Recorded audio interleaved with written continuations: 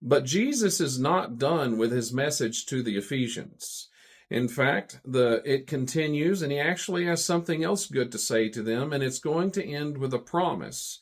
Every one of the messages to the seven churches basically follows the same structure. There's an introduction showing one of the descriptions of Christ as was revealed in the first chapter when he appeared before John in this divine manifestation that made John faint and like he was dead. And then he acknowledges the good that they're doing, which is a good example for us. And then he points out the problem that's going on in their church. And then after that, there's a rebuke talking about the consequences that will happen if they don't listen to him. And then it always ends with a promise. And those promises are connected with Revelation 21 and 22. And why do the promises connect with Revelation 21 and 22? Because Revelation is a chiasm. It's a pyramid-like structure. The beginning mirrors the end, and so on and so on. And the focus is the main point, Revelation chapters 12 through 14. This was a common structure in Hebrew literature. Many books of the Bible are that way. We're going to see other many chiasms within the book of Revelation. And in fact, the whole Bible is written in a chiastic structure. There's a playlist called The Chiastic Structure of Revelation and a few videos on the chiastic structure of the Bible you may want to check out. But let's get back to the message to the church of the Ephesians. What else did he have to say to them? But this thou hast, that thou hatest the deeds of the Nicolaitans, which I also hate. He that hath an ear, let him hear what the Spirit saith unto the churches. To him that overcometh will I give to eat of the tree of life, which is in the midst of the paradise of God. So Christ was commending them again. He says, you do hate the deeds of the Nicolaitans, which I also hate. Now, begs the question, who on earth are the Nicolaitans, and what were they doing that was so bad?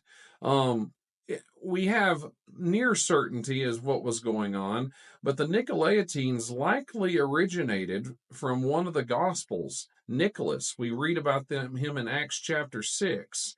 He was a proselyte. He was a convert to Christianity. He wasn't Jewish.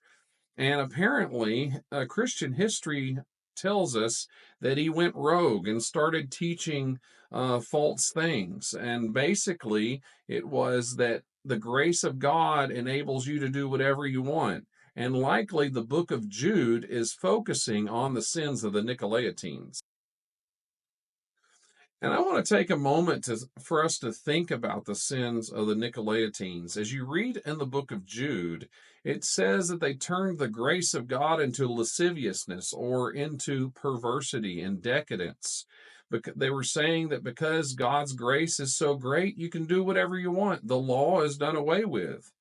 And I find that interesting because there is a clear application to the day that we live in. Many think the law of God does not matter anymore.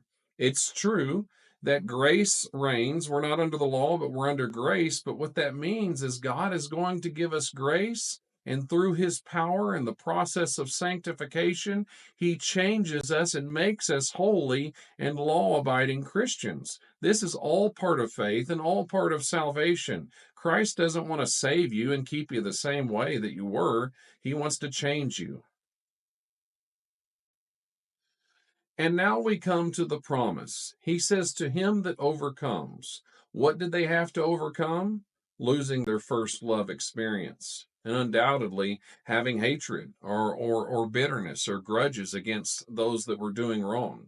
Because Christ's, one of his central teachings in the Sermon on the Mount is that we are to love our enemies. We're to bless them that curse us. And we are to pray for those that despitefully use us and persecute us. So they were missing the point of Jesus's key teachings, and that's a lesson for us. We may be able to understand some of the finer points of Revelation and have all knowledge, but if we do not have love, we have nothing. Read about that in 1 Corinthians 13. Love is the supreme part of the gospel, and if we're not practicing it, we're missing the point. And so the promise reads, "To him that overcomes, will I give the right to eat of the tree of life, which is in the midst of the paradise of God." So to them that overcome and get their first love experience back, he's saying that they will one day eat from the tree of life. Now, the tree of life is a very interesting thing in the Bible. Uh, it is only appearing right here and then at the end of Revelation. Also, part of the Revelation chiasm, the mirror image. You have tree of life in the beginning, tree of life at the end. The other two places we find the tree of life is in Genesis. After Adam and Eve sinned, an angel barred the way to where they could not have access to the tree of life and live forever. We also read in Proverbs several times it says that wisdom is a tree of life. And truly, true wisdom that leads you to Jesus, leads you to salvation, and leads you to that tree of which gives you everlasting life. So, in conclusion, we have the church of Ephesus, the former hub of the worship of the goddess Diana. And there was a big shakeup when Christianity started entering in and eventually became the main religion of the city. This is also where false leaders were bred. It was like an incubator for false leaders. You know, any place where God is working, Satan is also working. And they worked hard and got the gospel around the world in their generation. That church was a microcosm of the church of the first couple centuries. And they labored hard, and so this fits into the seven churches timeline as the first period of Christianity, although it does have a local application to the literal church of Ephesus. And I would like to end with an important hermeneutical tool in the Bible, a method of interpretation.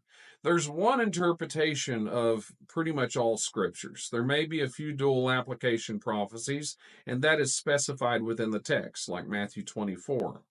But that there are unlimited applications. You can obviously apply the message to the church of Ephesus to your life right now. That doesn't mean it's its primary intention, meaning it wasn't written for that specific purpose, but you can apply it to the problems you're having right now. How many of you have a lack of love? I do. Can you raise your hand with me? Do you want Christ to put more love in your heart? Yes, me too. Do you want to eat from the tree of life? Yes, please. So the message is applicable to Christians throughout time, but it is symbolic of the first era. All right, we will be working hard on getting the message to the second church, and that's Smyrna, out as soon as possible. But we're going to go ahead and get this edited and posted and chopped up into shorts.